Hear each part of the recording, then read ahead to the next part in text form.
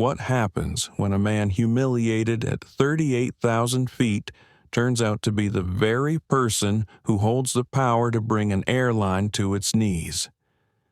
This isn't just a story about a passenger denied dignity. It's about a system exposed, a culture shattered, and the quiet strength of one man who refused to be broken. Adrian Cole boarded his flight expecting nothing more than a long journey in first class. Instead, he was met with doubt, scorn, and repeated humiliation, his right to a seat questioned over and over, his humanity chipped away in front of strangers. But behind his calm eyes and steady silence lay a truth that would turn the world upside down. Adrian was the CEO of a global equity firm, and by the time this flight landed, he would own the very airline that tried to strip him of respect. So, the question is, what happens when power and prejudice collide at 38,000 feet, and how far can one man's resolve echo when the world is watching? Before we begin this journey, make sure to like, share, and subscribe to our channel because you won't want to miss a second of this story. The late afternoon light spilled like liquid gold through the enormous glass walls of North Star Airlines' flagship terminal. It painted long amber streaks across polished marble floors and caught in the suspended dust, turning the air into a stage where every movement seemed rehearsed. The terminal was alive with motion families dragging luggage, executives with their phones pressed to their ears, students lugging backpacks heavy with dreams. And then there was Adrian Cole. He didn't walk like a man rushing for a flight. He moved like someone who already owned the air around him. At 44, Adrian's presence alone carried a quiet authority. His tall frame was wrapped in a custom midnight charcoal suit, the kind tailored to move like skin rather than fabric. A platinum boarding pass glinted between his fingers, the metallic sheen reflecting the light like a blade. The pass wasn't just paper, it was status, proof of loyalty, and access that few could claim. In his other hand, he carried nothing more than a slim leather briefcase, not overloaded, not clumsy. Everything inside was essential.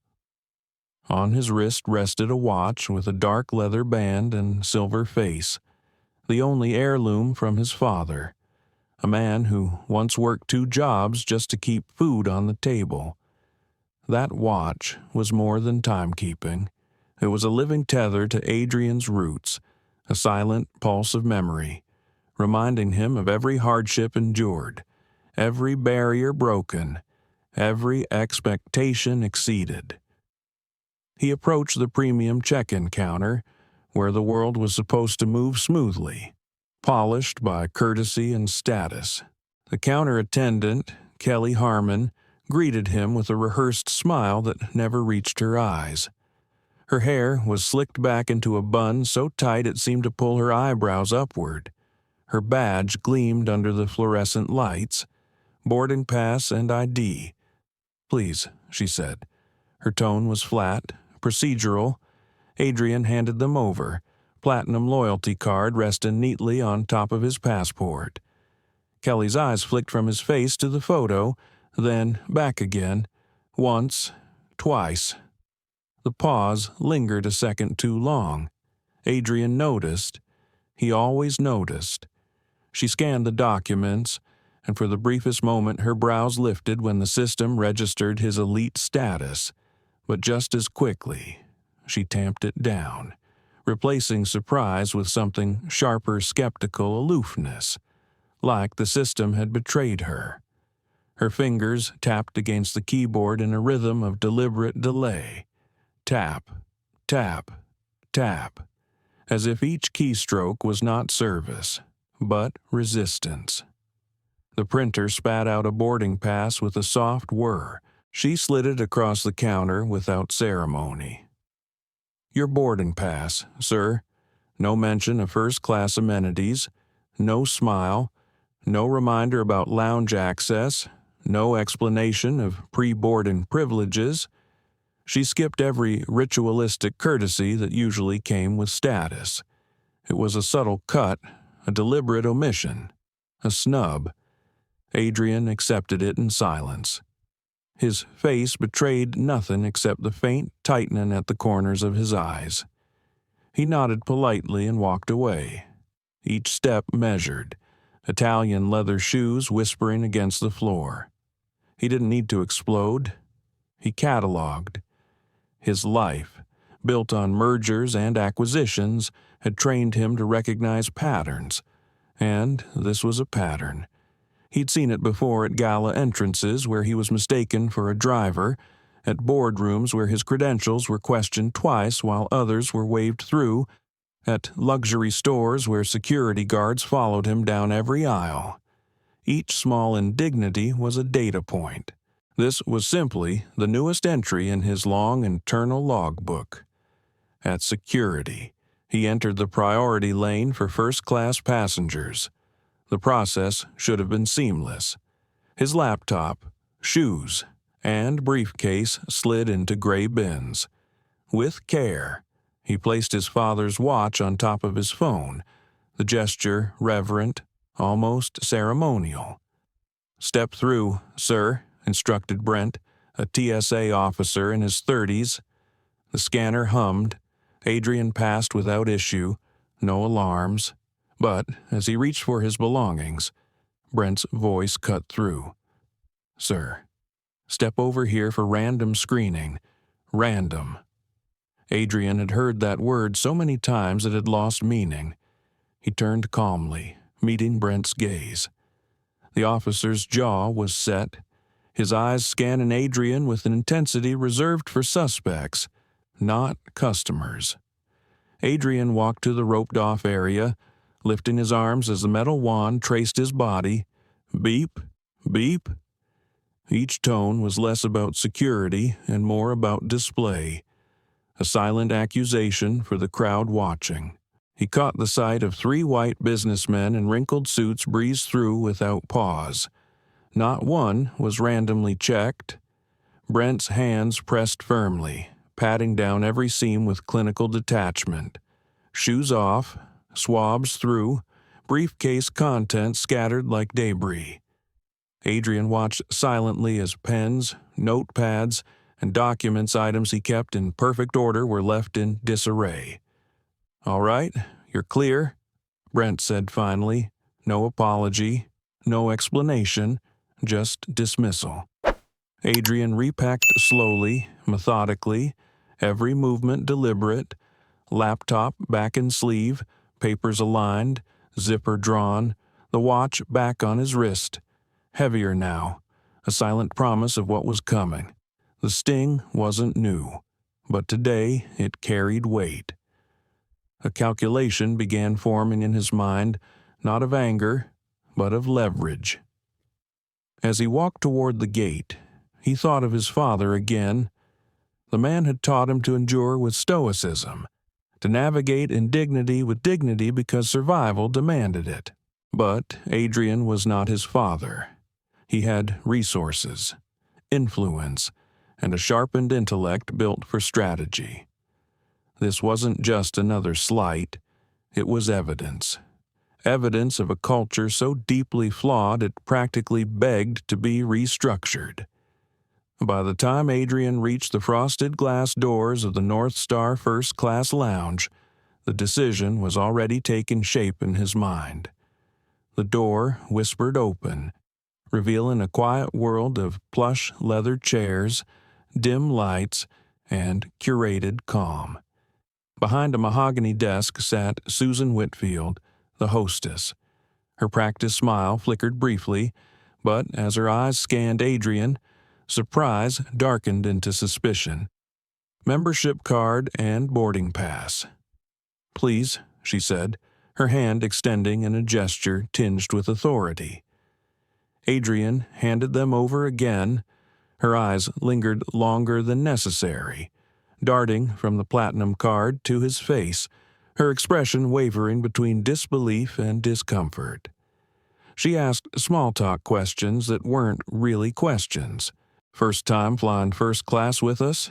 It's quite exclusive. The emphasis on exclusive was deliberate, a reminder, a test. Adrian stood silent, expression neutral.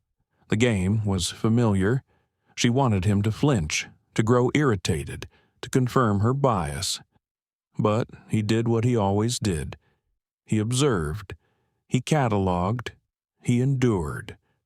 What neither Susan nor Kelly realized was that today, Adrian wasn't just enduring. He was collecting intelligence. This wasn't a flight anymore. This was reconnaissance. And North Star Airlines had just made itself the perfect target. The North Star Airlines first-class lounge was designed to feel like a sanctuary. Its walls muted the chaos of the terminal into a soft hum, like distant surf. Plush chairs were arranged in quiet clusters. A buffet of glossy pastries and polished silver trays of fruit gleamed under warm lighting. A bar stretched across the far wall, bottles aligned like soldiers in parade formation. To any other passenger, it would have been an oasis. But for Adrian Cole, it was a stage. He chose a corner seat, away from the clink of glasses and the murmurs of business travelers trading stories of quarterly earnings. He opened his briefcase, sliding out a tablet. His fingers moved swiftly, reviewing stock performance data, trade indicators, and encrypted updates from his firm. To anyone glancing his way, he was simply a businessman keeping busy. In truth, he was already making mental calculations far beyond personal schedules. Every microaggression, every delayed courtesy, every unnecessary obstacle today was feeding a pattern. The company didn't see him as a valued passenger. They saw him as an intruder. That wasn't just insult. It was a liability. Across the room, a woman with a sleek ponytail adjusted her laptop. Her name was Lena Brooks, a travel vlogger whose modest online following lived for stories of airline experiences, the good, the bad, and the ugly. Her phone, propped discreetly against a water bottle, was streaming live to hundreds of viewers. She hadn't planned for drama, but her audience had just spotted it. They saw the way the lounge hostess had lingered over Adrian's documents. They caught the clipped tone, the word exclusive repeated like a gate slammed shut. Lena's chat filled with comments. Did you see that total profiling? Unbelievable. Man's got platinum status. What else do they want? This better go viral. Adrian didn't notice. He wasn't the type to chase cameras. He was the type who waited, collected, and struck when timing demanded precision. When boarding was called over the intercom, Adrian packed his things with deliberate calm. He rose, smoothing his jacket, and made his way to the gate. The boarding area was already crowded, a loose line forming behind the priority boarding lane. At the front, standing like a sentinel, was Kelly Harmon, the same check-in agent who had scrutinized him earlier. Her expression now was a mask of professionalism, but her eyes betrayed something else, a tightening, a silent challenge. First-class passengers may now board. The announcement rang out. Adrian stepped forward, presenting his boarding pass. Kelly took it.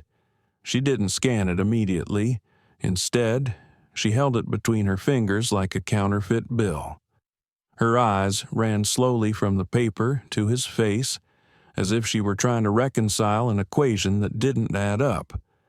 "Sir, this is for first-class boarding only," she said, her voice loud enough to carry. Heads turned.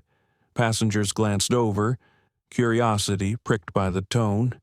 Adrian's face remained perfectly calm. "I'm aware. Seat 2A. Kelly's lips pressed into a line. She scanned the pass once, frowned, then scanned again as though expecting the system to reject it. Finally, she looked up with narrowed eyes. "May I see your ID as well?" The request wasn't unusual in itself, but Adrian noticed the pattern. None of the white men in line before him had been asked. They were waved through with a smile, their passes barely glanced at. He handed over his passport without a word. Kelly flipped through it with exaggerated scrutiny. Her body angled slightly so the surrounding passengers could see. "There seems to be some confusion," she announced, her voice projecting deliberately. "These tickets are quite expensive. Are you sure you're at the right gate?" The hum of the terminal quieted. People stared openly now. A woman near the front pulled out her phone, recording. Lena, still streaming from the lounge entrance, zoomed in. Adrian inhaled slowly through his nose. His tone, when he spoke, was soft but steady. "I've been flying first class with North Star for 7 years. Is there a problem with my ticket?" Kelly hesitated, sensing the tension but unwilling to relent. She called over her supervisor, Mark Delaney, with a sharp wave. "Could you verify this passenger's documentation?" she said, the words dripping with implication. Mark took the boarding pass and ID, glancing at them briefly. He looked at Kelly with an arched brow, the unspoken question clear. "Why are you making this an issue?" But Kelly pressed on, emboldened by the crowd. "We've had issues with boarding pass errors recently," she explained, her voice pitched for maximum audience. "Sometimes economy passengers are given incorrect upgrades. We wouldn't want any embarrassment once aboard." Her words were precise, polished, and poisonous. The crowd shifted uneasily. Adrian caught snippets of whispers. "Wow. She really said that economy passenger he's in a suit. This is getting ugly." Adrian's patience was still intact, though thin. He retrieved his platinum card from his wallet and placed it on top of his passport. The glint of silver lettering was unmistakable. Kelly's face cracked for just a fraction of a second recognition. Perhaps even regret, but she covered it quickly. With a curt nod, she stepped aside. "You may proceed," she said flatly. Adrian collected his documents, his face still neutral. But as he walked toward the jet bridge, he caught the subtle motion of Kelly leaning toward the lead flight attendant. He didn't need to hear the words to know what she was whispering. The message was clear. Watch him. Behind him. Lena ended her stream. The clip was already spreading, reposted with captions: "Black CEO denied boarding, airline under fire." Adrian didn't know it yet, but the world had just been invited into his story. Inside the jet bridge, the air grew warmer, more confined. Each step echoed against metal walls. He could feel the simmer of tension still coiled inside him. He replayed Kelly's words, her calculated volume, the way she had turned his boarding into a public spectacle. Part of him wanted to let the anger rise, to demand an apology, to confront her in front of everyone. But another part, the strategist, held firm. Outbursts burned quickly. Strategy endured. By the time he stepped onto the aircraft, his mask of composure had reset. The first-class cabin was a small world of its own, wide leather seats that converted into beds, polished wood veneer, champagne glasses waiting on trays. Passengers settled in, adjusting ties, scrolling phones, flipping through glossy magazines. The lead flight attendant, Lauren Pierce, approached with forced brightness. Her eyes, however, betrayed suspicion. "Boarding pass." "Please," she said. Adrian's brows rose slightly. Again, he handed it over without a word. She studied it longer than necessary, lips pursed before returning it.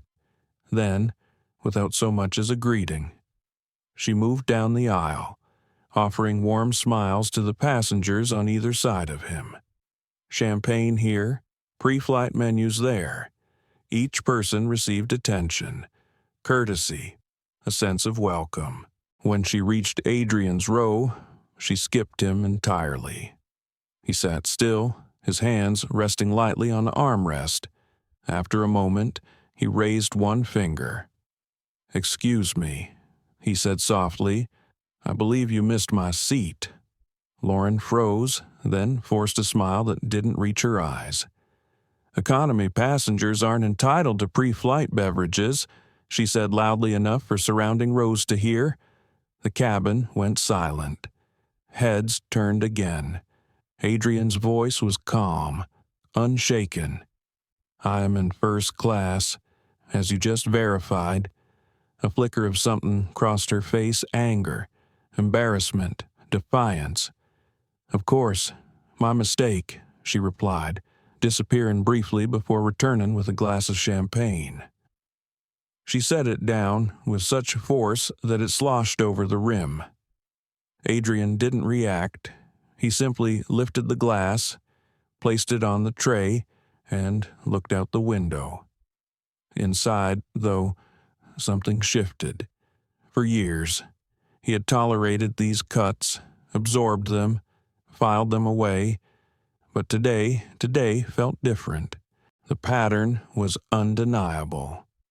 The culture was rotten, and for the first time, he allowed himself to acknowledge the truth simmering beneath his calm exterior. It wasn't enough to endure, it was time to act. The cabin lights dimmed slightly as boarding finished. Overhead, bins clicked shut one by one, flight attendants moving briskly down the aisle, faces polished into masks of efficiency. Passengers shuffled in their seats, pulling on headphones, tapping at glowing screens. Adrian Cole sat in 2A, the window seat at the front left of the first-class cabin. It was supposed to be a space of comfort, of privilege, of peace before the long flight ahead. Yet every moment so far had built pressure instead of calm. He leaned back, adjusting his tie, eyes fixed on the rain-streaked glass outside. The runway stretched into the horizon like a steel promise, but his mind kept circling the gate confrontation. Kelly's loud insinuation that he didn't belong, the way the words had echoed, amplified by silence and stares. He could still hear her voice. "Are you sure you're at the right gate?" It wasn't the words themselves. It was the intent behind them, the intent to strip away dignity, to plant doubt, to say in front of strangers, "You don't belong here." A soft click interrupted his thoughts. A new flight attendant, Hannah Lee, younger, perhaps mid-20s, approached with a tentative smile. Her demeanor was different from Lauren's sharpness, almost apologetic. "Mr. Cole?" she asked softly. "Yes," Adrian replied. She hesitated, glancing around as though worried her words might be overheard. "Would you mind if I just confirm your seat again?"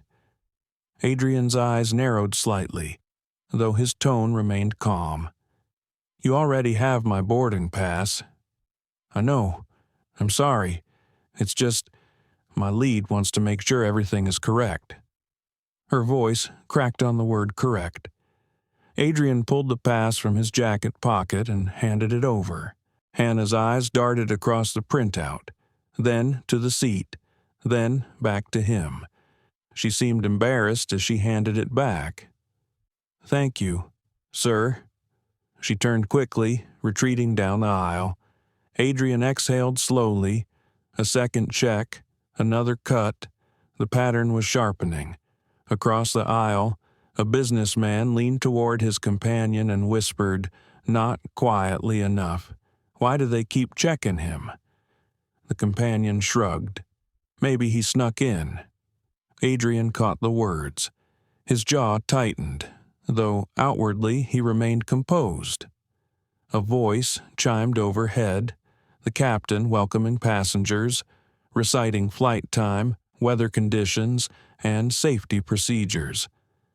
The aircraft began to push back from the gate.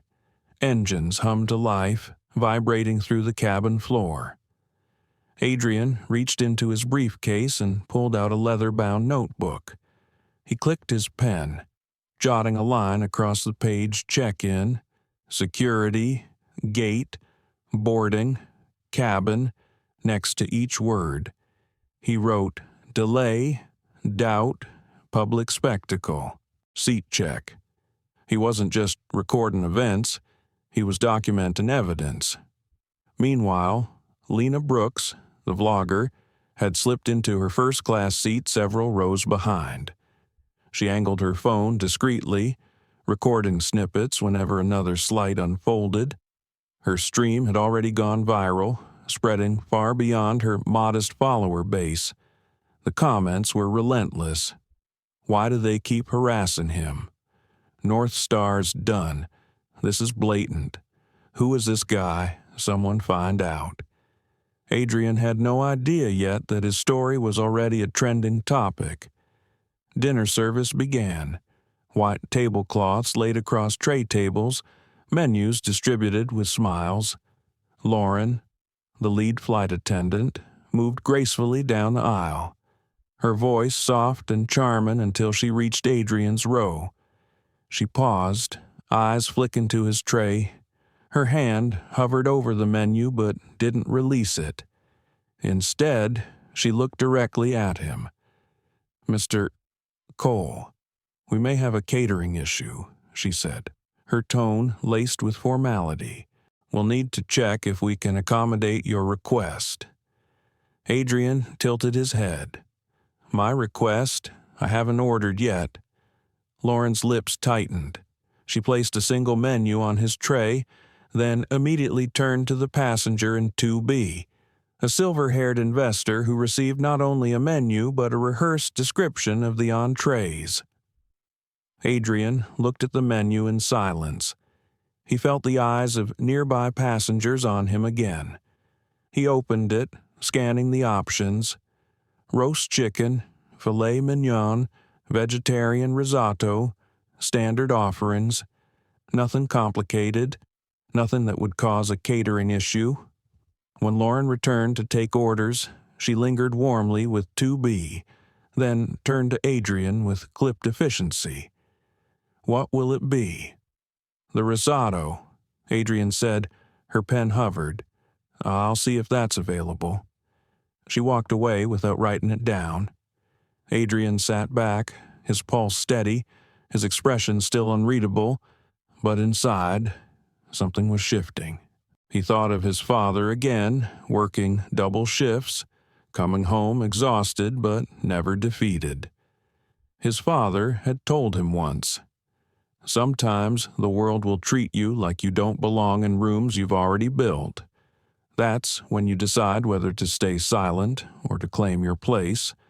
Adrian had stayed silent many times, collected, endured, moved on, but tonight, on this plane, the silence felt heavier than ever. As the meal service unfolded, Adrian was skipped once again. The cart rolled past, trays distributed, wine poured, silverware clinked. When he raised his hand, Lauren looked down at him with feigned surprise. Oh, I'm sorry. We ran out of the risotto. Perhaps Chicken Adrian studied her face. He didn't argue. Chicken will do. It arrived 20 minutes later, lukewarm, dropped unceremoniously on his tray. The passenger in 2B glanced sideways, his discomfort visible. That's not right, he muttered, almost to himself. Adrian gave a small nod but said nothing. In the row behind, Marcus Ellison, the civil rights lawyer, scribbled in his notebook. He had been watching closely, documenting times, words, expressions. He recognized the pattern as clearly as Adrian did. The question burning in his mind was not if this would become a case, it was how soon. As trays were cleared, Adrian closed his notebook and rested his hands on the armrest. The watch on his wrist ticked softly, a metronome for his thoughts. Each second felt heavier, a reminder of time wasted, dignity stolen, patience stretched thin. The cabin dimmed for rest. Passengers reclined, pulling blankets over themselves. The hum of engines deepened, steady and powerful, carrying them higher into the night sky. Adrian stared out the window, city lights below shrinking into constellations of gold. In that quiet, he wrestled with the storm inside. One voice told him to endure, to wait, land, file a complaint, let the system grind slowly. Another voice whispered that this was bigger, that silence allowed rot to fester, that dignity demanded action. His mind turned to his company, to the leverage he commanded in markets that shaped not just airlines but entire industries. He thought of the power tucked inside the leather briefcase beneath his seat. He didn't have to raise his voice to be heard. He could change the conversation entirely. The cabin was dark now, a cocoon of half-sleep and mechanical rhythm. Shades pulled down, reading lights glowing like scattered stars. The steady drone of engines filled the silence, a lullaby for some, but for Adrian Cole, it was a drumbeat, pushing his thoughts forward with relentless force. He sat upright, not reclined, his eyes fixed on the faint reflection in the window. The man staring back at him was composed, precise, outwardly calm. Inside, though, a current raged. He replayed every moment since stepping into the terminal Kelly's sneer. Brent's heavy hands at security, Susan's condescending tone, Lauren's public denial. Each indignity had been small enough to disguise as policy or procedure, but together they formed a chain meant to bind, to reduce, to humiliate. And the truth was clear. It wasn't just personal, it was systemic. His mind flicked to his father again. A memory surfaced late nights at the kitchen table. His father hunched over bills, sweat glistening from a double shift. "The world will test you, son," he had said once, voice rough but steady. "Sometimes it will push you out of rooms you've earned your place in. But you decide whether you walk out quietly or whether you claim the room as your own." Adrian had walked quietly many times, built a fortune, grown an empire, acquired companies larger than the one he'd started with nothing but borrowed office space. He had proved himself 10 times over, but proof wasn't enough. Not here, not now. The soft shuffle of footsteps drew his attention. Hannah Lee, the younger flight attendant, stood near his row.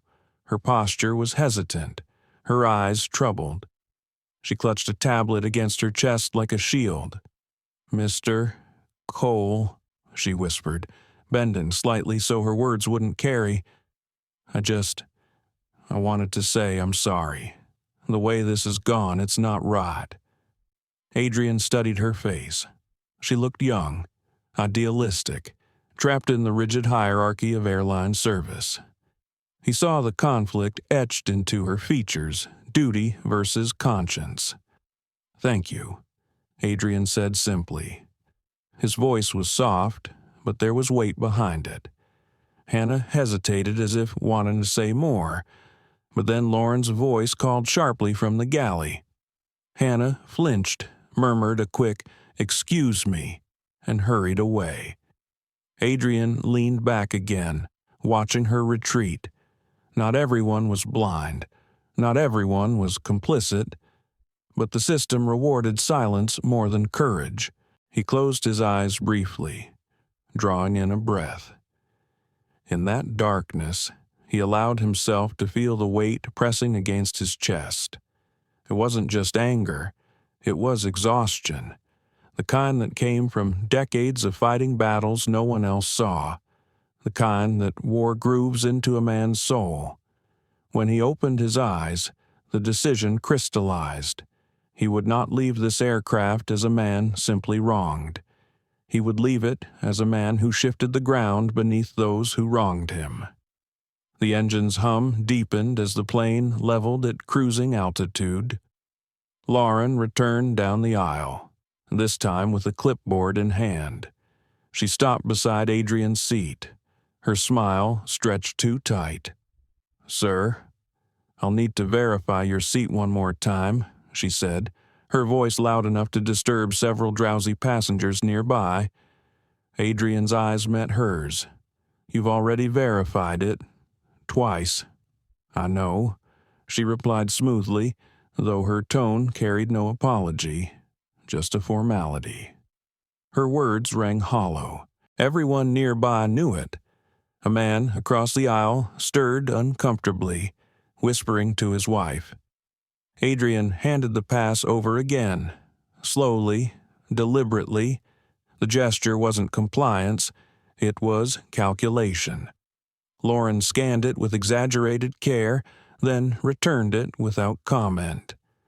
A passenger behind Adrian muttered under his breath, just loud enough to catch, "This is ridiculous."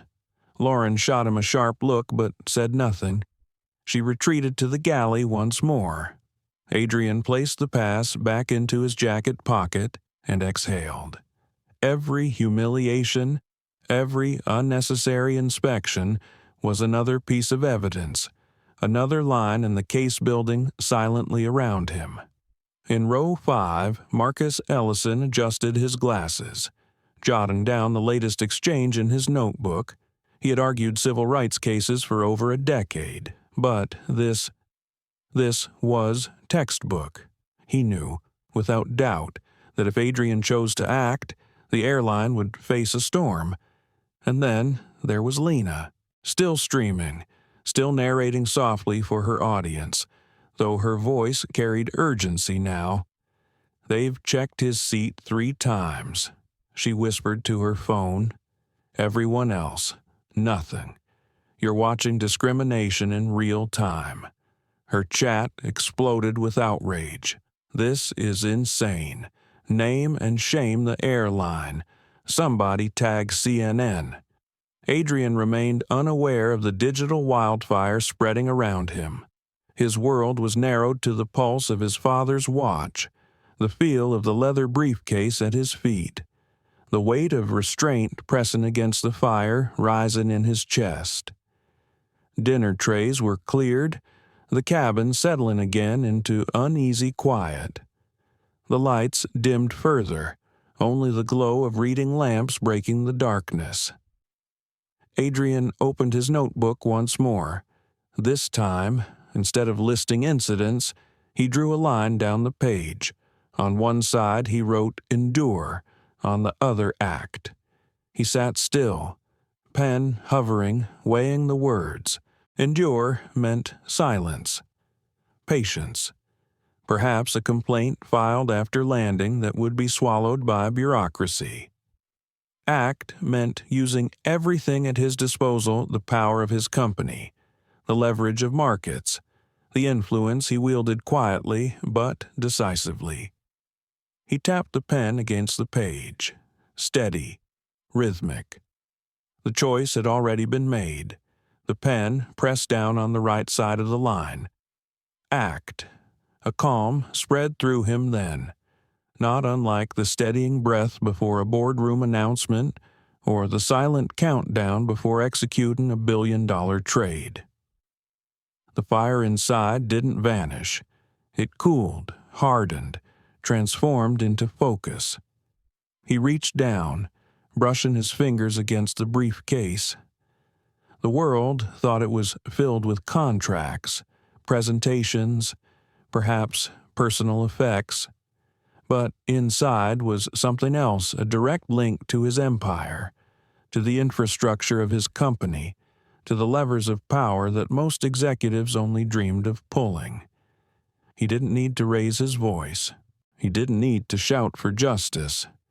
He would rewrite the narrative in silence with precision, in a way that North Star Airlines would never forget.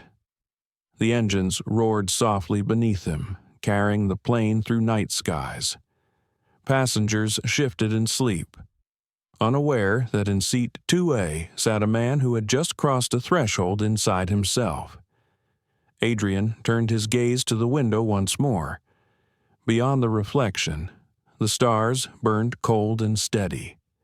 He lifted his wrist, watching the second hand of his father's watch tick forward. Time moved, always forward, and so would he.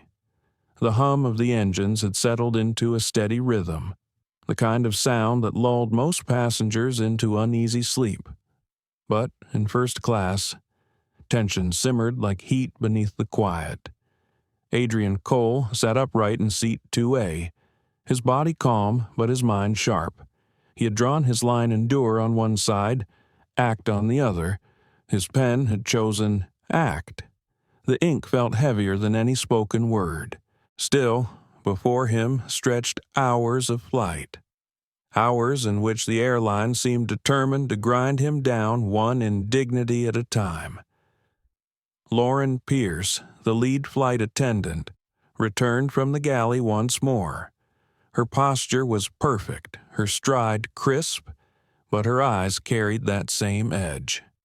She leaned slightly toward Adrian's row. "Sir, we'll be collecting meal trays now." Adrian gestured toward his tray, the half-eaten chicken still cooling on porcelain. "Go ahead."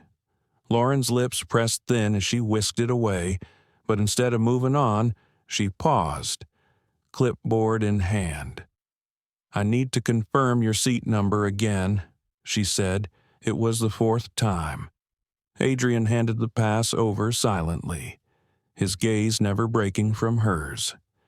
She scanned it, nodded once, and handed it back. The action was clinical, but her tone held a trace of satisfaction, as if she had asserted dominance simply by demanding compliance. A man across the aisle finally broke. He leaned forward, his voice clear, cutting through the low cabin hum. "Why do you keep checking him? You've asked more times than anyone else here."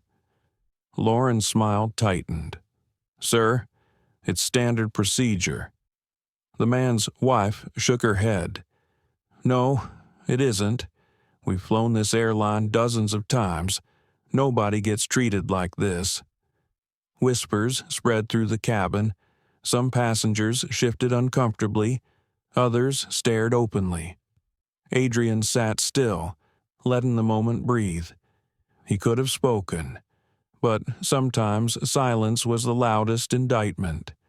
Behind him, Marcus Ellison scribbled furiously in his notebook, documenting every word.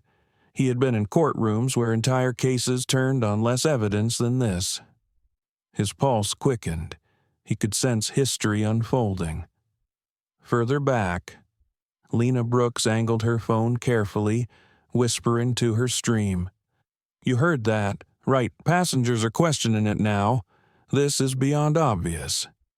The comments rolled in faster than she could read. Unreal. North Star's finished. That FA is digging her own grave. This is systemic, not an accident. Lena's viewer count surged into the tens of thousands. Someone had already clipped the confrontation at the gate, pairing it with the ongoing harassment. Hashtags multiplied. You seat 2A, yarn flying while black, North Star fail. Adrian had no idea his story was spreading like wildfire through the digital world, but he could feel the shift inside the cabin. Each new slight didn't just humiliate him, it implicated the airline in front of witnesses. The pattern wasn't invisible anymore. It was undeniable. Lauren retreated down the aisle, her expression rigid. Adrian turned his gaze back to the window, the dark night beyond reflecting faintly against the glass. But his thoughts weren't drifting, they were calculating. Inside his briefcase rested the key to leverage that could bring entire corporations to their knees: encrypted access to his company's network, authorization codes that could trigger market shifts. He had used them before in negotiations, timing trades and announcements to force deals into alignment. Tonight, though, wasn't about profit. It was about power, dignity, and justice. His mind began mapping scenarios. What if he signaled Ethan Walker, his COO, to initiate a rapid acquisition? What if they leaked the live stream footage to mainstream media at the same time? What if both corporate and social pressure converged in one strike? The idea steadied him. It wasn't revenge. It was reform by force. The cabin stirred as drinks were served again. This time, Hannah Lee appeared instead of Lauren. Her hands trembled slightly as she set a glass of water on Adrian's tray. She leaned in, her voice barely audible. "I'm sorry," she whispered. "I didn't want to keep checking. I was told to." Adrian's eyes softened for a moment. "I know," he said quietly. "Thank you." Hannah straightened quickly, moving down the aisle, but her words lingered. Confirmation. She hadn't acted out of malice. She had followed orders. The rot ran deeper. It wasn't just one person. It was culture, policy, expectation. Adrian tapped his notebook again, writing 2 words beneath the column marked "Act Systemic Reform." He closed the cover, sliding it back into the briefcase. The watch on his wrist ticked steadily. Time moved forward. So would he. An announcement from the cockpit broke the tension briefly. The captain's voice was calm, reassuring, describing clear skies ahead, an early arrival possible. Passengers murmured approval, some settling further into their reclined seats. But for Adrian, the announcement meant more than weather. It meant he had a window, hours of uninterrupted airspace, enough to coordinate moves invisible to those around him. He adjusted his seat slightly, pulling the briefcase closer to his knees. His fingers brushed the steel latch. With a subtle click, it opened just enough for him to slide his hand inside. The tablet powered on, glowing faintly in the dim cabin. Lines of encrypted code filled the screen, the interface custom-built by his company's security team. He logged in, each keystroke shielded from view by the angle of his seat.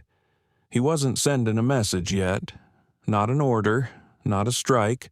He was preparing, aligning, watching data streams cascade across the display, airline stock values, market sentiment trackers, social media trends.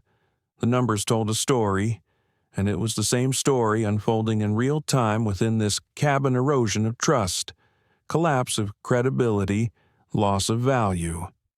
Adrian's lips curved slightly, not a smile, but a recognition.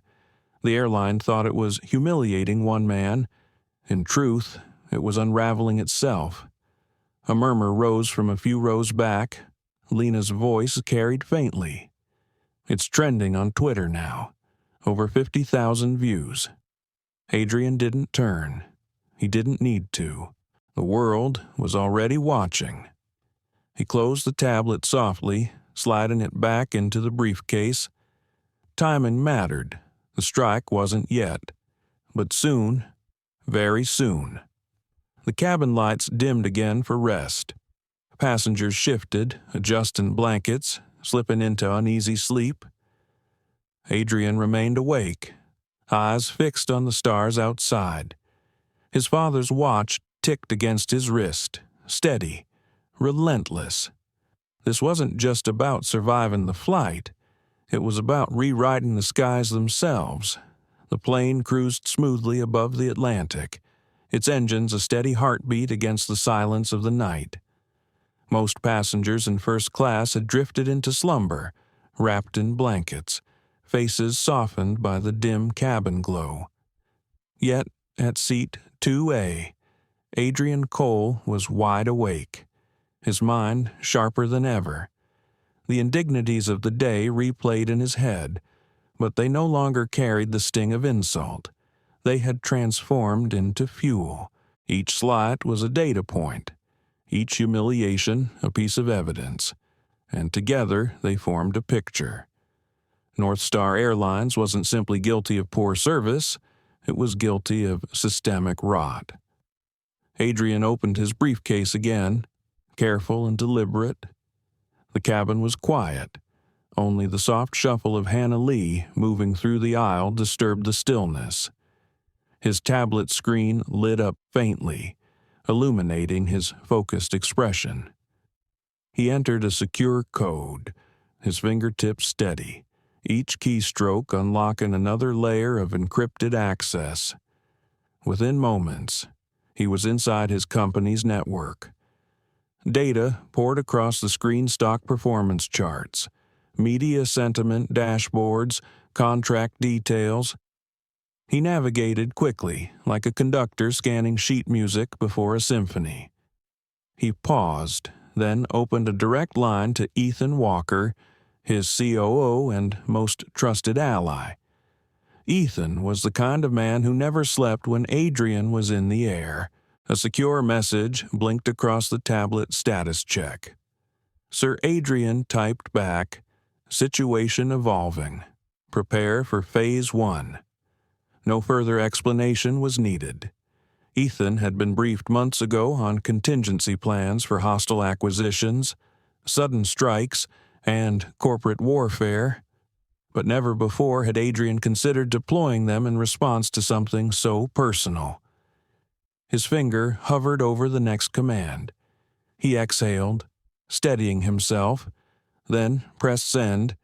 Back on the ground, Ethan would already be alerting their team, monitoring stock feeds, preparing block trades. Adrian could picture him in their headquarters, a minimalist glass tower overlooking the city eyes flicking between monitors, barking instructions to analysts and traders.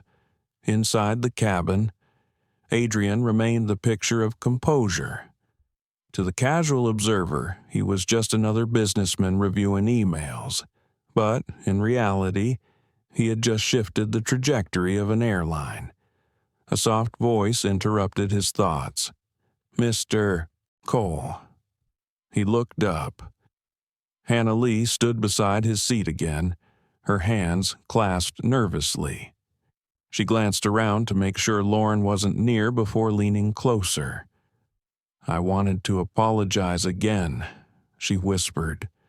"What's happening, it's not normal. I know you've been treated unfairly." Adrian studied her carefully.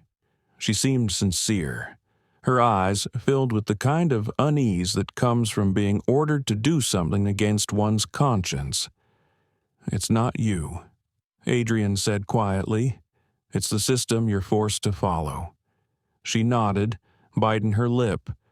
I don't want you to think everyone here feels the same. Some of us see it. We just can't." Her voice trailed off.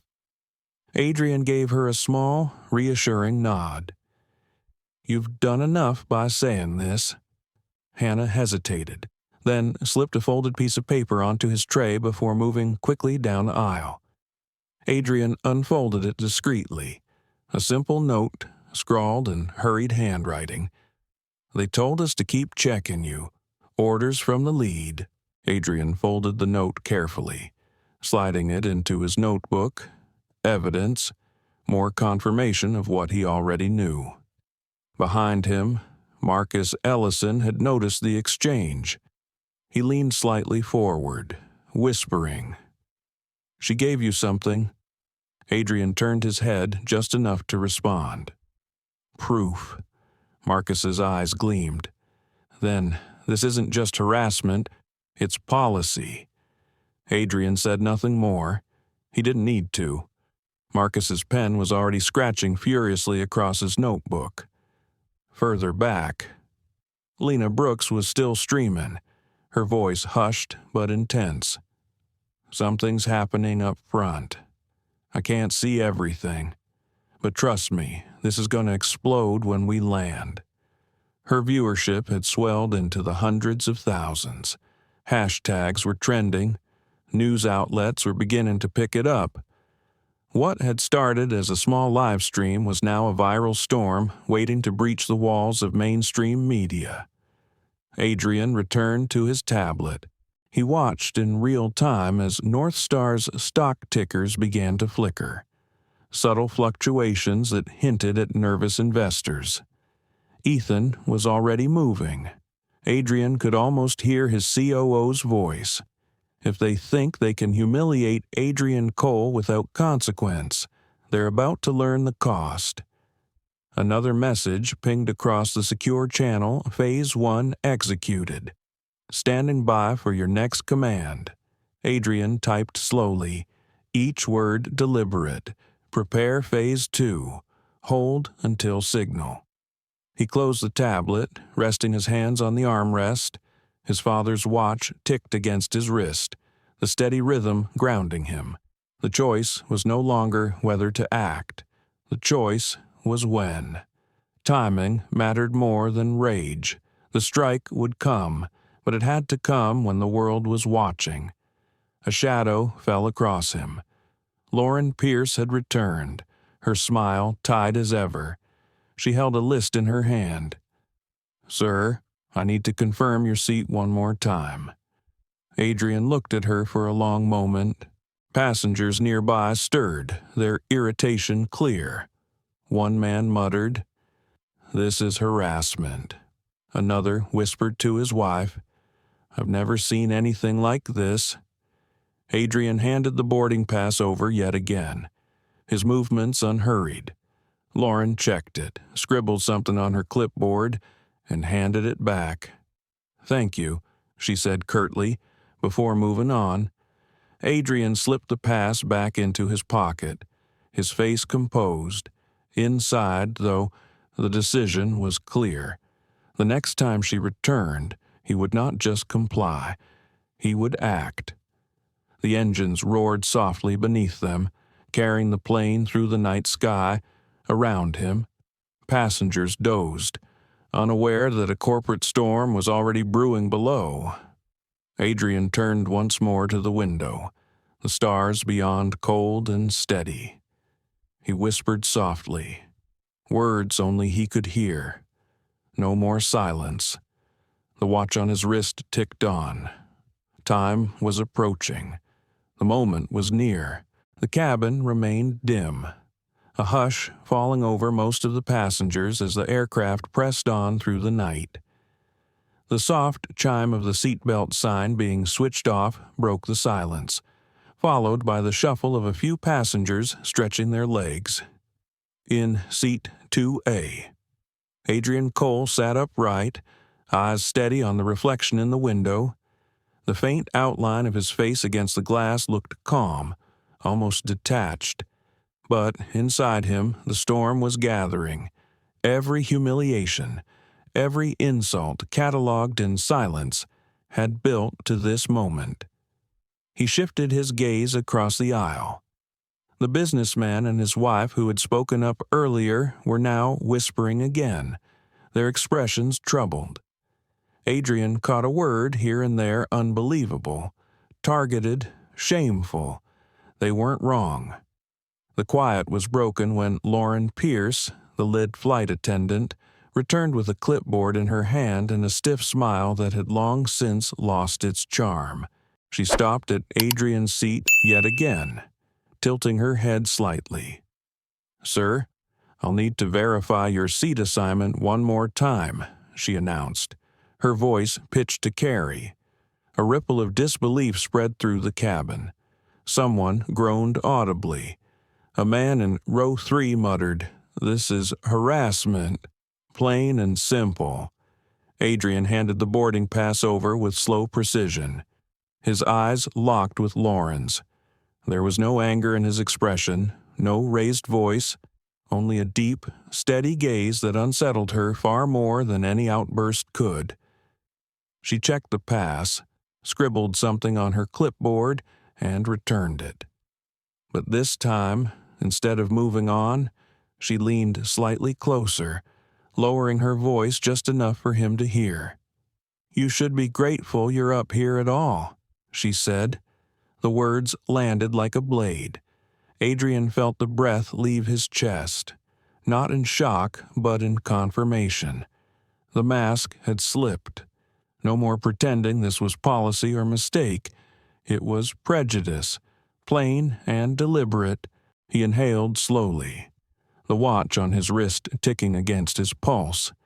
His father's voice echoed faintly in his memory. "You decide whether to walk out quietly or claim the room as your own." The businessman across the aisle shot upright, his voice loud now. "Enough.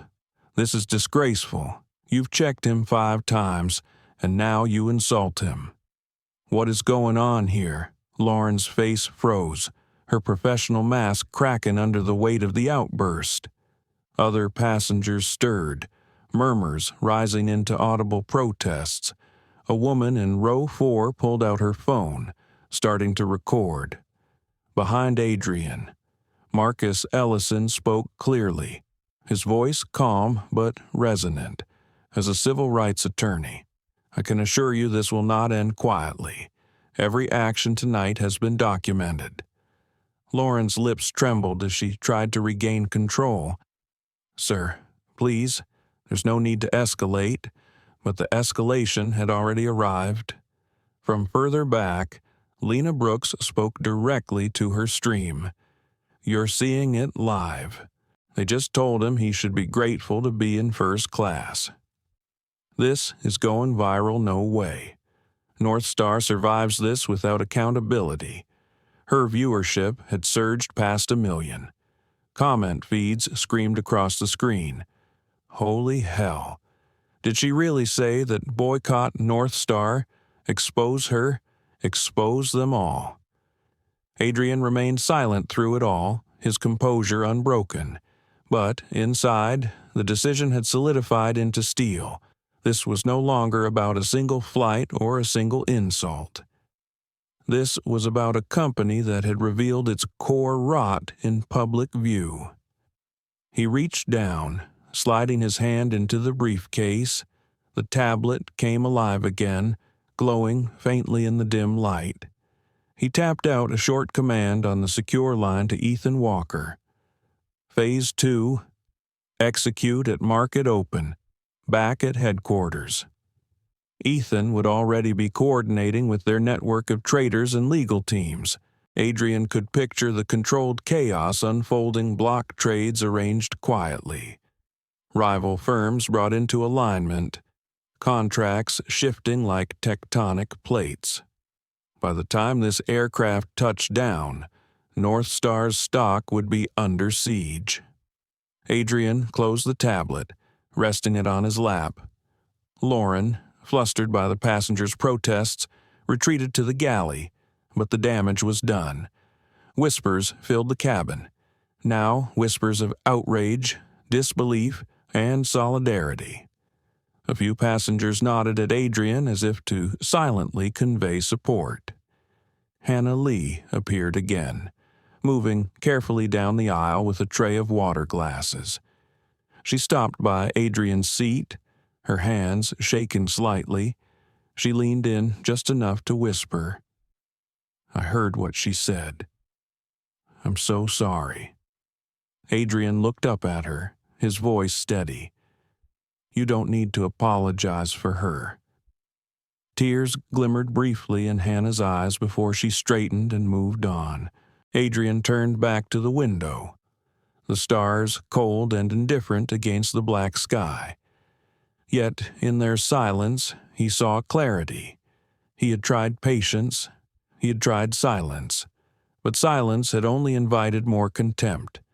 It was time to claim the room.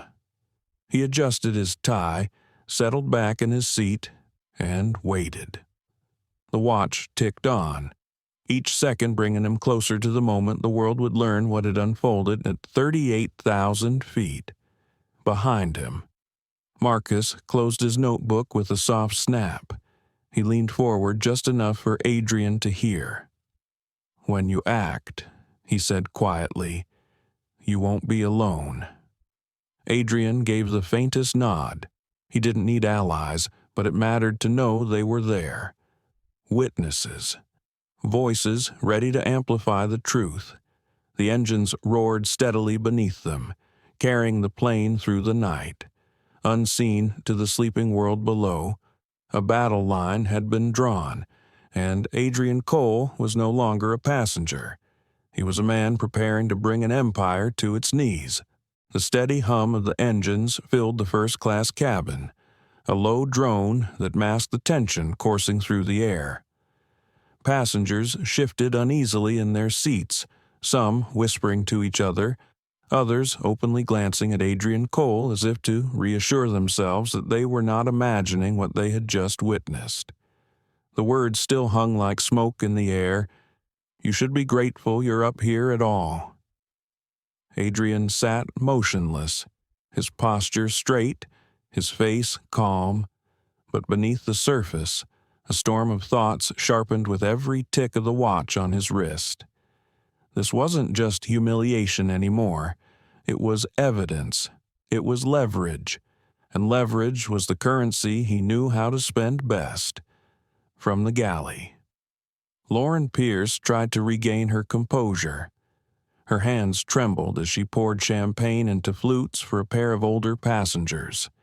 She forced a smile, but her jaw ached from the tension.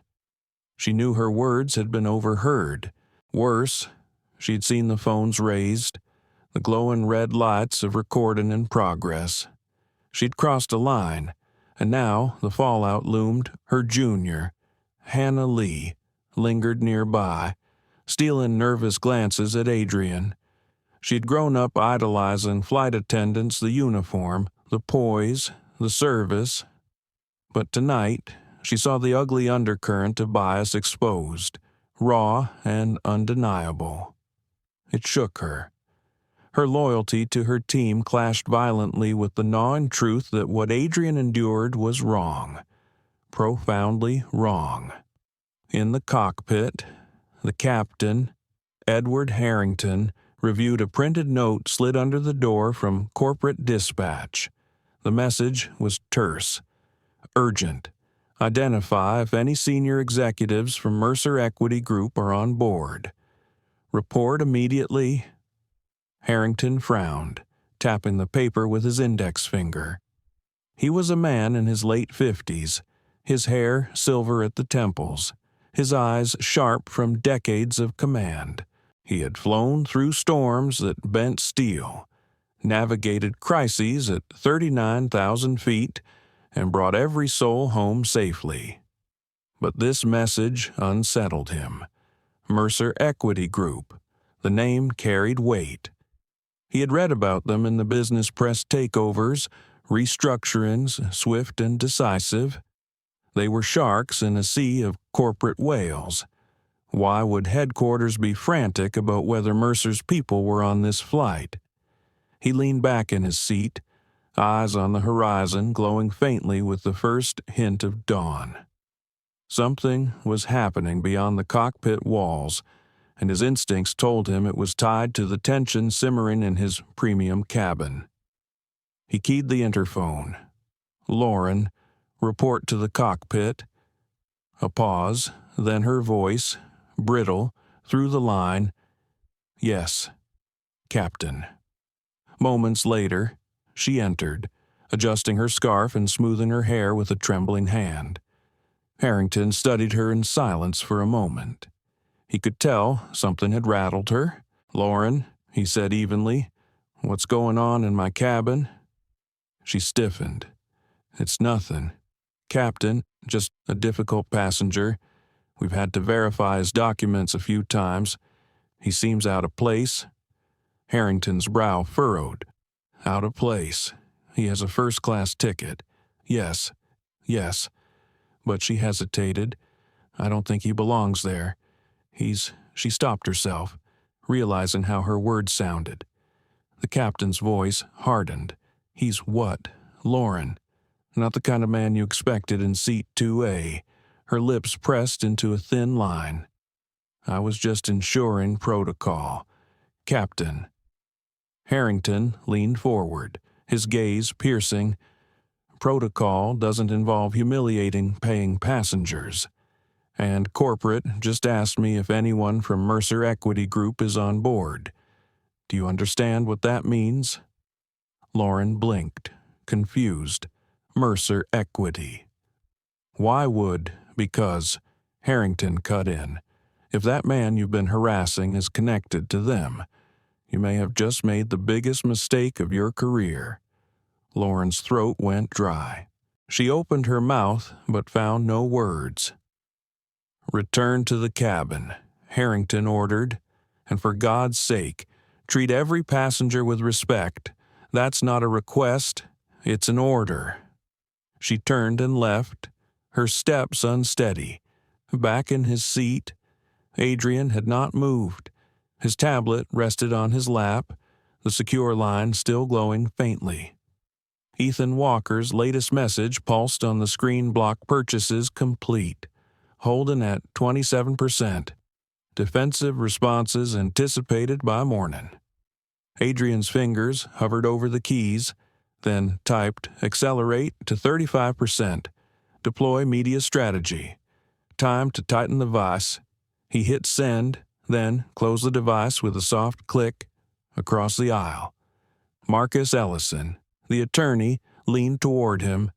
They're panicking up front, he murmured. I can feel it, and I think you've rattled more than just the staff. Adrian gave a faint nod. His eyes never left the window. Good. Let them squirm. At that moment, the intercom chimed. The captain's voice filled the cabin, calm yet edged with something unfamiliar. Ladies and gentlemen, this is Captain Harrington. We ask for your patience as we coordinate with corporate regarding an urgent matter. Please remain seated. We'll provide updates as we receive them. The passengers exchanged uneasy glances. What kind of airline made mid-flight announcements about corporate directives? Something bigger was clearly unfolding. Lauren reappeared, her face pale. She moved through the cabin, her smile forced, her hands clutching a tray of refreshments she had no intention of distributing. She stopped at Adrian's seat, bending low. Sir, she whispered, the captain wants to know, are you with Mercer Equity Group? The question, delivered in such a trembling voice, was almost surreal. Adrian regarded her for a long moment. Then, with deliberate calm, he reached into his jacket pocket and withdrew a sleek black business card. He held it between two fingers, the silver lettering catching the dim cabin light. Adrian Cole, Chief Executive Officer, Mercer Equity Group. Lauren's hand trembled as she accepted it. Her eyes darted over the text, recognition dawning like a blow to the chest. Her face drained of all color. She nearly stumbled backward as she retreated toward the galley. The businessman across the aisle let out a low whistle. Well, now, he muttered, shaking his head, this flight just turned into history in the making. Marcus smiled faintly, leaning back in his seat. They just learned the hard way who they've been disrespecting. Adrian said nothing. He didn't need to. His silence now carried the weight of inevitability. In the cockpit, Captain Harrington received the news from Lauren, her words faltering, her face stricken. It's him, she whispered, the CEO of Mercer Equity.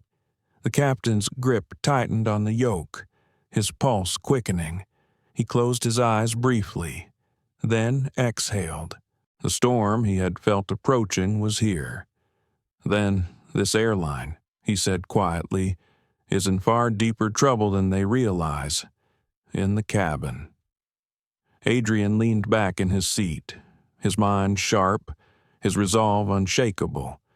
He had given them every chance to treat him with basic dignity. They had chosen arrogance instead. Now, they would reap the consequences. The engines droned on, the sky lightened with dawn, and North Star Airlines edged closer to a reckoning born not of anger, but of a man's quiet, unbreakable resolve.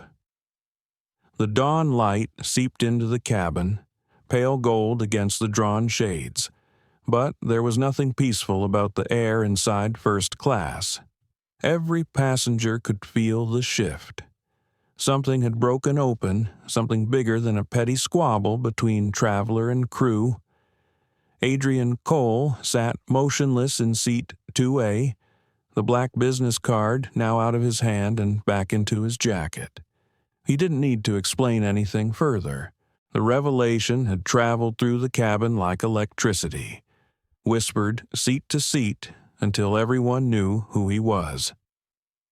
The man they had seen humiliated, doubted, and dismissed was not just another passenger. He was the chief executive of Mercer Equity Group. And Mercer Equity Group was not an ordinary company. It was an empire across the aisle. Marcus Ellison scribbled the words "revealed," and witnesses gasped in his notebook, underlining them twice. He didn't need to embellish later. The story was writing itself in real time. Lauren Pierce stood frozen near the galley curtain, her chest rising and falling in shallow breaths. Her hands trembled so badly she nearly dropped the clipboard she clutched. She wanted to retreat, to hide, but there was nowhere to go. She had built this storm with her own words. Hannah Lee hovered nearby, torn between duty and conscience. She longed to walk up to Adrian and apologize openly. But the fear of reprisal from her lead still gripped her like cold steel. In the cockpit, Captain Harrington rubbed his temples, staring at the note from corporate again. They had wanted him to identify if Mercer Equity was on board. Now he knew, and he also knew that the airline's fate was no longer in his hands. It was in the hands of the man sitting silently in seat 2A. Adrian opened his briefcase again. His movements were deliberate, unhurried, as if he had all the time in the world. The tablet glowed against the dim cabin light. Secure messages blinked rapidly. Market response strong. North Star stock down 7% pre-market. Rival carriers climbing. Phase 2 deployed.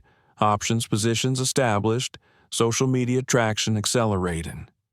Adrian scrolled calmly, his face betraying nothing.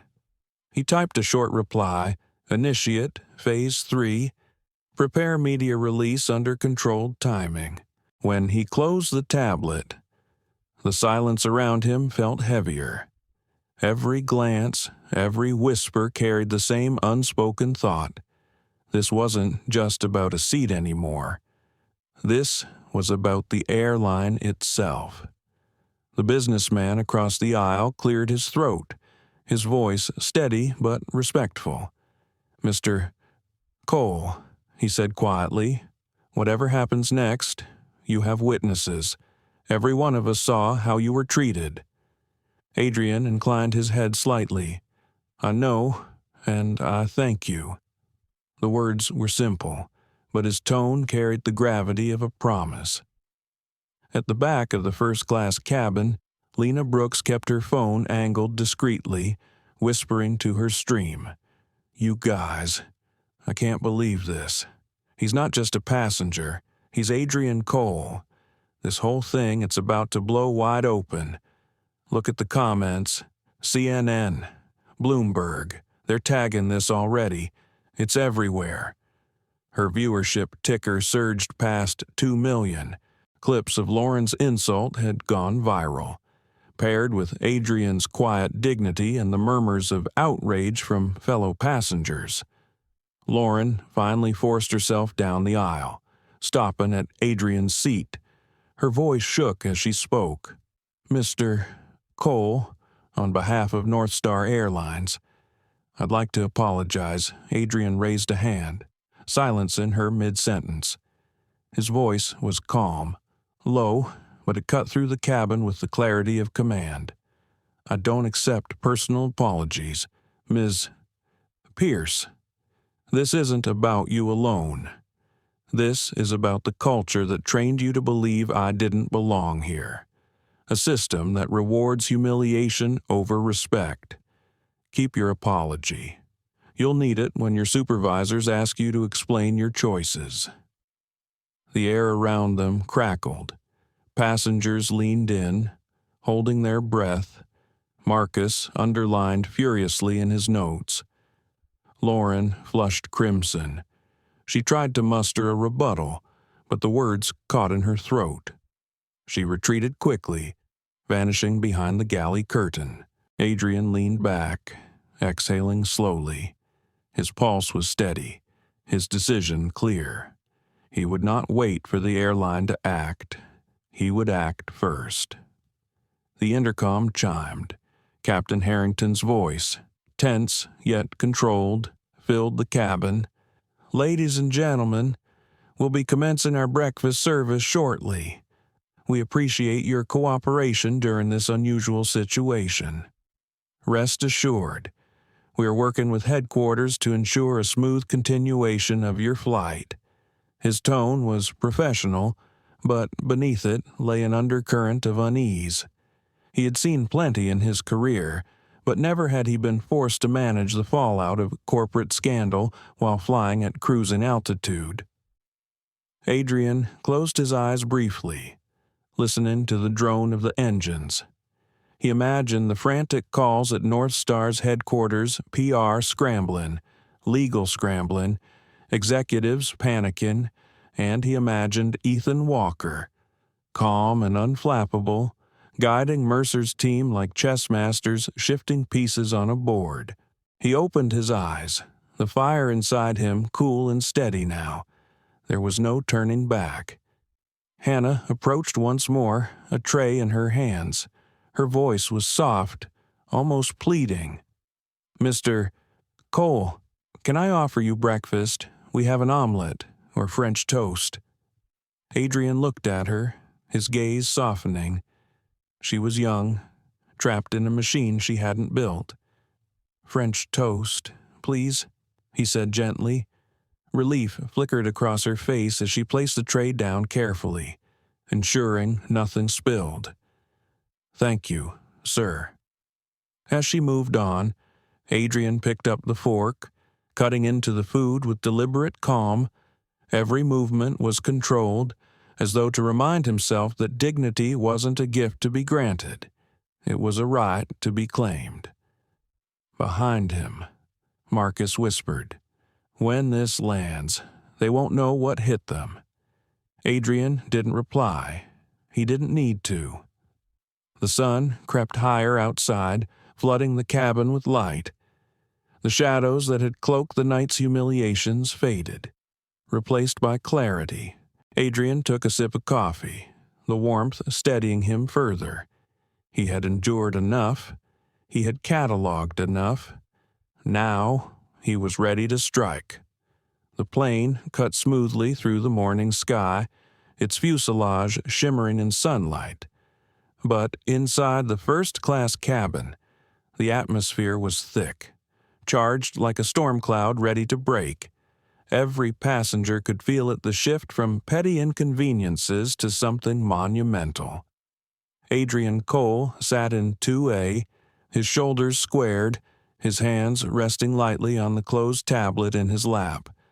His expression was unreadable, but his presence carried weight now. The whispers, the murmurs, the growing awareness of who he was had transformed the balance of power in the cabin. No longer the man under scrutiny. He was the man everyone else watched with reverence, with curiosity, with unease. From the galley. Lauren Pierce hesitated before stepping out. Her palms were damp, her throat tight, The realization of what she had done pressed against her ribs like a vice. She had spoken words she could never take back, words that were now spreading across social media like wildfire. Paired with her face, her uniform, her airline. She smoothed her hair, tried to steel herself, then moved down the aisle as if nothing had changed, but everything had. Hannah Lee trailed behind her, clutching a tray of coffee pots. She cast Adrian a quick, sympathetic glance before lowering her eyes. The kindness she'd tried to show him earlier felt woefully small compared to the ugliness her lead had unleashed. The intercom chimed. Captain Edward Harrington's voice filled the cabin, steady but edged with tension. "Ladies and gentlemen, I want to thank you again for your patience. We've been in contact with headquarters, and I assure you that your safety and comfort remain our top priority." He paused. "We also want to remind all passengers to treat one another and our crew with respect." It was a generic message, the kind captains issued to calm turbulence of a different sort. But the passengers weren't fooled. They exchanged knowing looks. Respect was not the issue. Respect had already been shattered. Adrian lifted his glass of water, taking a slow sip, then set it down with deliberate care. He had endured enough. The silence, the restraint it had carried him this far, but restraint alone did not shift empires. At some point, truth had to be spoken aloud. Lauren approached his row, her hands clasped tightly in front of her. "Mr. Cole," she said, voice low but audible to those nearby, again, on behalf of North Star Airlines. "I'd like to personally apologize for any misunderstanding earlier." Adrian looked at her evenly. His voice was calm, each word measured, but it carried across the cabin with the weight of authority. This wasn't a misunderstanding, it was a choice. Every time you asked for my boarding pass, every time you denied me what you gave freely to others, every time you looked at me and decided I did not belong, it was a choice. And choices have consequences. A hush fell over the cabin. Passengers leaned in, riveted. Phones were raised again. Lauren's lips parted, her face blanching. She wanted to protest, to explain, but Adrian wasn't finished. "I am not a man who raises his voice. I am not a man who seeks attention. But I am a man who will not allow dignity to be stripped away without answer. You thought you were humiliating me. In truth, you were exposing your company." The businessman across the aisle muttered, "My God." Marcus Ellison, the civil rights attorney, nodded firmly. "That's on record now," he said softly, his pen scratching across the page. Lauren's hands shook. She took a step back, retreating toward the galley, unable to withstand his gaze. Adrian turned slightly in his seat, his voice carrying to the cabin at large. "Every person here has witnessed what's unfolded. You know what you saw, you know what you heard, and you know it cannot be excused away as error or procedure." There was a murmur of assent, passengers nodding, some even voicing support. "Absolutely. He's right. We all saw it. Behind him." Lena Brooks whispered to her phone camera, "He's speaking now. He's not just a passenger, he's turning this into history." Her viewership counter ticked past 3 million. The chat exploded. Adrian reached into his jacket and drew out his business card again. He placed it carefully on the tray table in front of him, then rested his fingertips lightly on its silver lettering. "For anyone still unsure," he said, "I am Adrian Cole, CEO of Mercer Equity Group, and as of this morning, Mercer controls 35% of North Star Airlines." Gasps rippled through the cabin. A woman in row 4 clapped a hand over her mouth. Phones recorded furiously. Lauren's voice cracked as she whispered, 35%. Adrian nodded once. By the time we land, it may be more.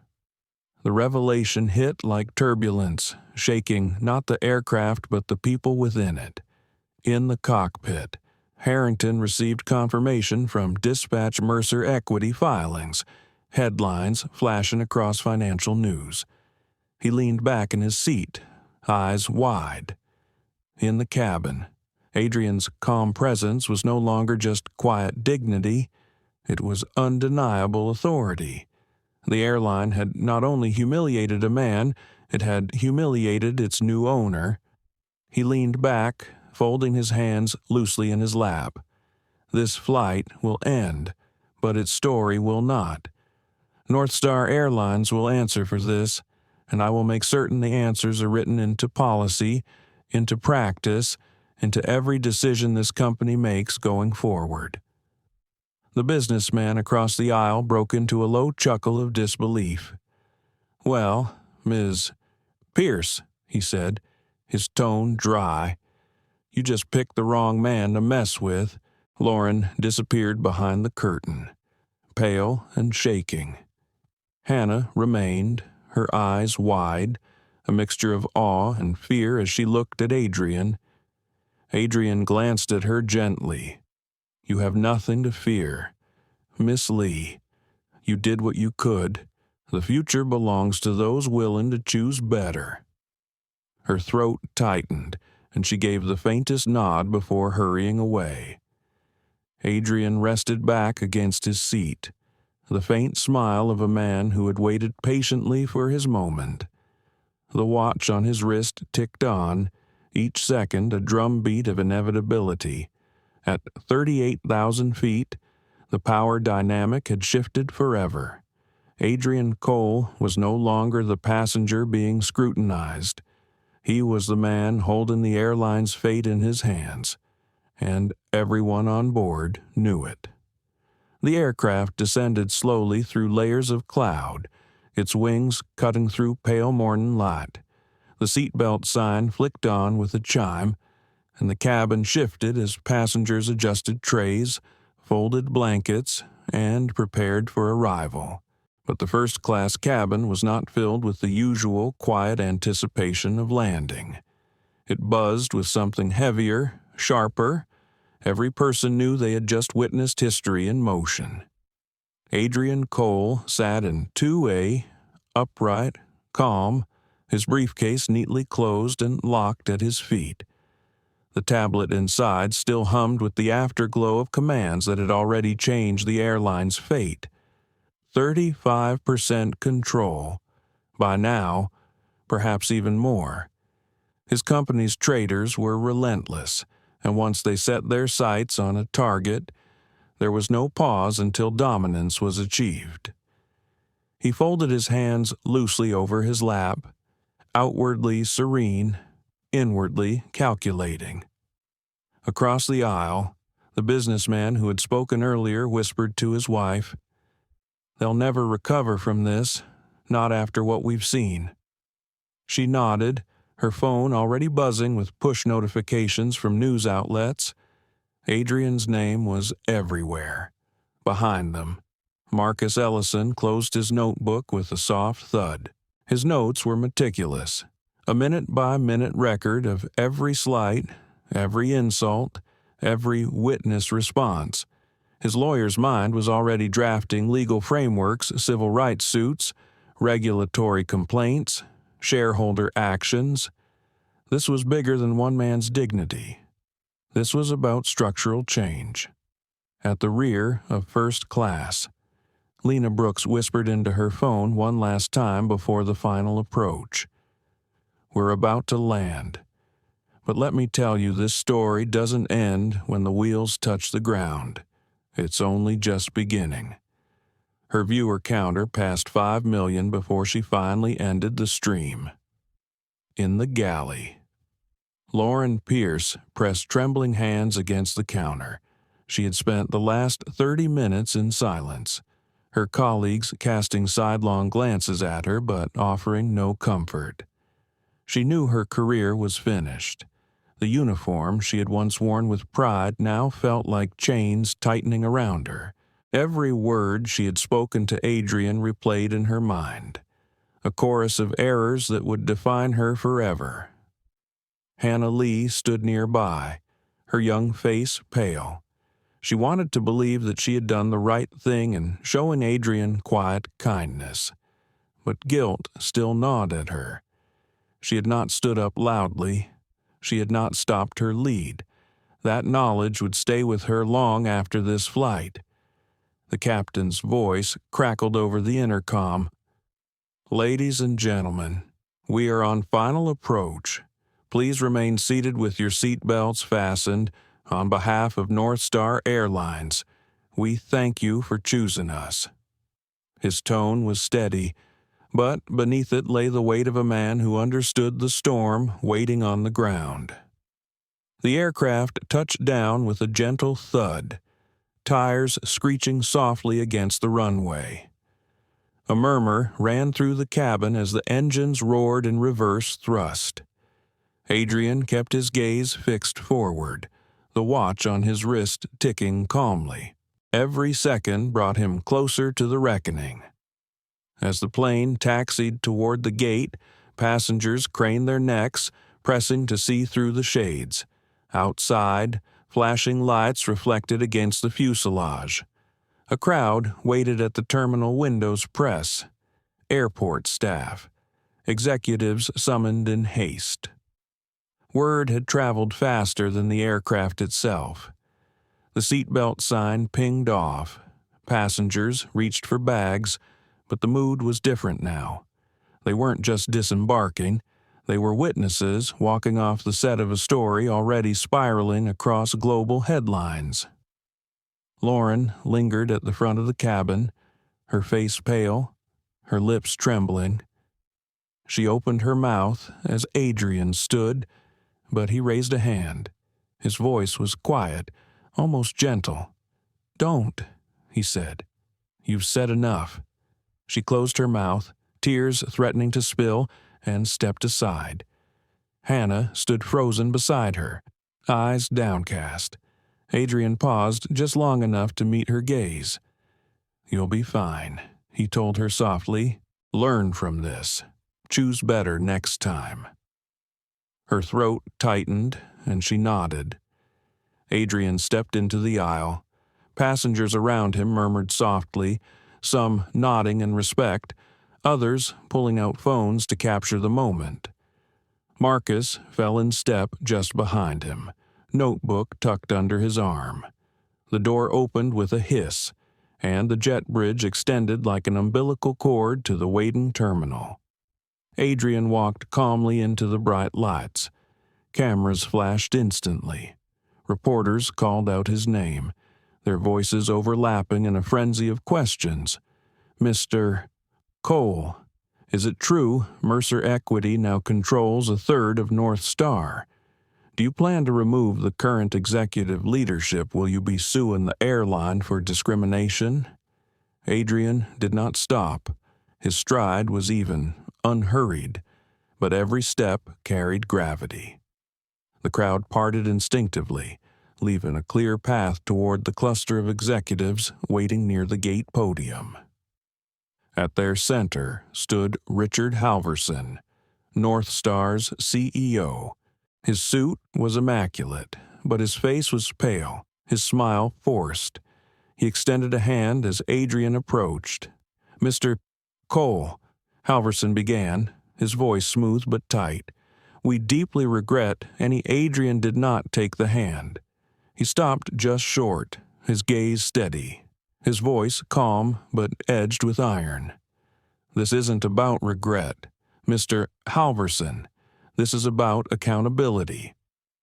On this flight, your airline revealed itself, the world saw it, and now Mercer will ensure that change is not optional, it is mandatory." The cameras erupted in flashes, gasps rippled through the terminal. Halverson's hand faltered, dropping to his side. Adrian continued, his voice resonant. Your staff humiliated me not because of error, but because of who I am. And yet who I am is the man who now holds controlling interest in your company. That is the irony of today. You tried to remind me of my place. Instead, I will redefine yours. Reporters scrambled to capture every word. Lena, standing just behind the throng, whispered into her phone. You're hearing it live. This isn't just a passenger complaint. This is the birth of a takeover. Halverson swallowed, his facade cracking. Mr. Cole, surely we can discuss. There will be discussions. Adrian cut in smoothly, but not here. Not in whispers. The world will hear them. The reforms, the policies, the accountability, every measure will be public, and it will begin now. The silence that followed was heavy, broken only by the clicking of camera shutters. Passengers behind Adrian spilled into the terminal, their faces alight with awe. They had boarded a plane expecting anonymity, but they had landed as witnesses to a corporate reckoning. Adrian turned slightly, his gaze sweeping the cameras. Dignity is not negotiable, respect is not optional. North Star Airlines will never forget that again. Then, with calm finality, he walked forward. The crowd parted again, leaving his path clear, every eye following him. Behind him, Lauren sank into a seat at the gate podium, her face buried in her hands. Hannah stood frozen beside her, trembling, and Halverson remained rooted to the floor, the reality of his crumbling empire crashing down around him. The watch on Adrian's wrist ticked steadily, each second a reminder that time was no longer on North Star's side. They had humiliated the wrong man. And now, the world belonged to him. The terminal pulsed with chaos. Cameras flashed in quick bursts, microphones thrust forward like weapons, reporters shouting over one another for a statement. Passengers spilled out of the jet bridge, their faces a mixture of awe and disbelief. They knew they had been part of something historic, though the scale of it was only just beginning to register. At the center of it all, Adrian Cole stood calm, still as stone, his presence commanding in a sea of noise. His silence drew more attention than shouting ever could. It forced the crowd to lean in, to wait, to listen. Across from him, Richard Halverson, North Star's CEO, tried to maintain composure. His practiced smile had cracked, his words faltering under the weight of cameras and the man before him. Behind him hovered a small group of executives, their suits immaculate, but their eyes darting nervously. They knew this was no ordinary passenger complaint.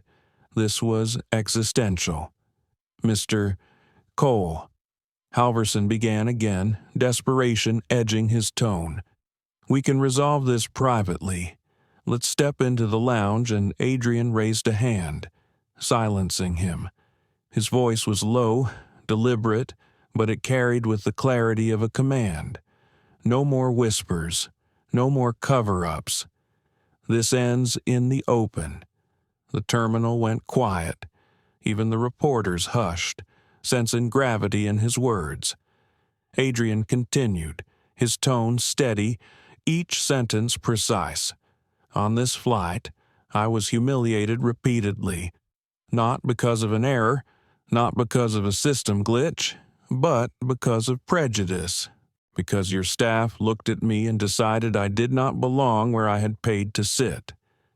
They doubted, they mocked, they demeaned, and the world saw it. Gasps rippled through the watching crowd, phones streamed live, comments exploding across social media. And yet, Adrian said, his eyes fixed on Halverson, the irony is, this the man you chose to strip of dignity, is the man who now owns your company. Mercer Equity Group crossed 35% ownership this morning. By the end of the week, we will hold controlling interest. You do not get to decide what happens next. I do." Halverson's jaw tightened. "Surely, Mr. Cole, we can discuss terms." Adrian stepped closer, his gaze unwavering. "Here are the terms. First, every employee involved in tonight's incident is suspended, effective immediately, pending investigation. Their supervisors will join them. Second, North Star Airlines will issue a public apology, not buried in fine print, but on the front page of every major outlet. Third, a fund of $50 million will be established in my name, the Cole Foundation for Equity in Aviation, to address systemic discrimination across the industry. And fourth, new training and policy reforms will begin now, not tomorrow, now." The terminal erupted in noise. Reporters shouted. Passengers gasped. Executives whispered frantically. Halverson's face blanched. "That's Mr. Cole. These are drastic measures. They'll devastate our public image." Adrian's voice hardened. "Your image is already devastated. What I'm offering is survival." The businessman from the flight, now standing just beyond the cameras, called out, "He's right. We all saw it. He's not exaggerating. It was disgraceful." Other passengers echoed him. "It happened. We saw it. He's telling the truth." Adrian's eyes swept the terminal. "The people here are witnesses. The millions watching online are witnesses.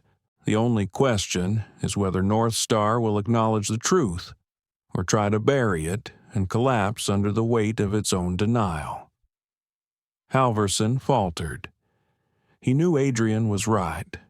Resistance would not just fail, it would accelerate the company's implosion. He lowered his eyes briefly, then raised them again, voice subdued. "We accept your terms." Adrian gave the faintest nod.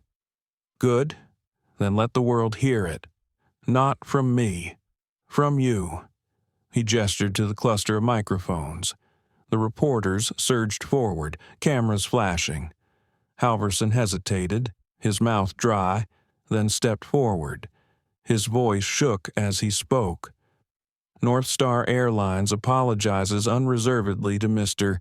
Adrian Cole and to every passenger who witnessed the unacceptable events of this flight. What occurred was a failure of our values, a violation of basic human dignity, and it will not be tolerated, effective immediately. The staff involved are suspended.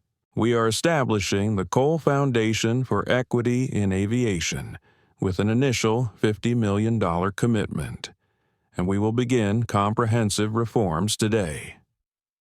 The crowd exploded in noise.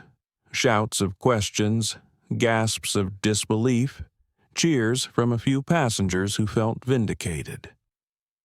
Adrian remained still, his expression calm, but his eyes were sharp. This was no victory lap. This was accountability. He stepped forward once more, his voice carrying above the din. "Let this be clear, not just to North Star, but to every company watching. Dignity is not negotiable. Respect is not optional. When you strip people of their humanity, you strip your own future. Tonight." North Star Airlines learned that lesson the hard way. May it serve as a warning. The silence that followed was profound. Even the cameras seemed to pause, as though reluctant to intrude on the gravity of his words. Adrian turned then, walking calmly through the crowd. The path cleared for him as if by instinct, passengers and reporters stepping aside. Marcus Ellison fell into stride beside him, notebook tucked under his arm. Lena Brooks, tears in her eyes, whispered into her phone, "This is the moment. This is history." Behind them, Halverson slumped, his shoulders heavy, his executives whispering frantically.